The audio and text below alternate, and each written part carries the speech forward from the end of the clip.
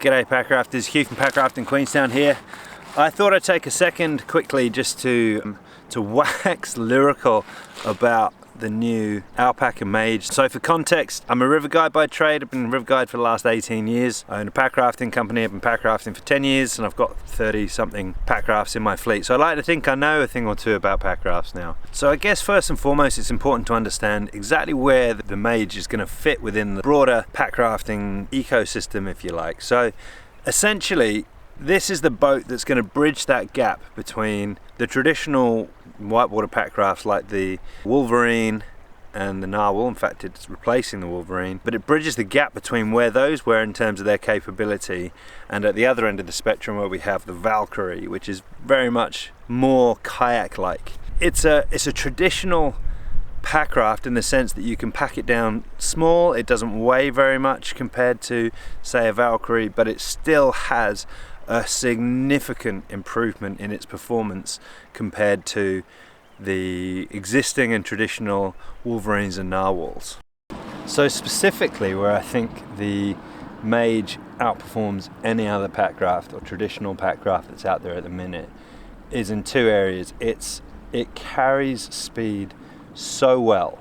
So once you had a couple of paddle strokes and you've got the hull up to the speed you want, it's so much easier to carry that speed with like a stern rudder or keep that speed without it slowing down across current, through eddy lines, into waves. It just keeps that speed up, which is a huge difference. I think the combination of that stiffness from the inflatable floor, that bow rocker, means that when I was paddling it, I was constantly surprised. I found myself giggling as I pulled into eddies and things, as I was surprised that I was able to do as much as I was trying to get it to do. It's a really fun boat, but at the same time it gives you a lot of feedback from the river, so it forces you to be a lot more accurate with what you're doing, a lot more deliberate.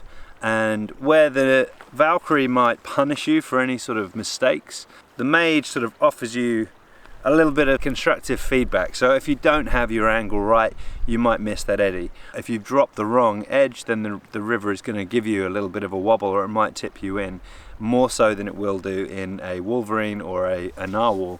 But those little bits of feedback you're getting from the river help make you a better paddler. So if you think you're ready for stepping up from that grade 3, grade 4 area, then this boat will let you know. The nice thing about the Mage is that it makes simple moves feel so much better as well. So because it's stiff, because it's long, because it's fast, it will carve into eddies nicely, which is amazing. Because you can hold that speed, and because of that extra bow rocker, you can boof like a dream, which is super fun. And it surfs like no other raft that I've paddled. I haven't paddled the Valkyrie all that much, but it's smooth, it feels effortless. You can side surf in it without feeling you're just waiting for the river to tip you in. It's playful. And so if you are ready to take that step up and have a more playful packraft that still allows you to carry heavy loads into the backcountry, that's still light enough to throw into your bag and do for real packrafting missions out the back, then this is it. This is the raft we've been waiting for. It's like the love child between a Toyota Hilux and a Ferrari.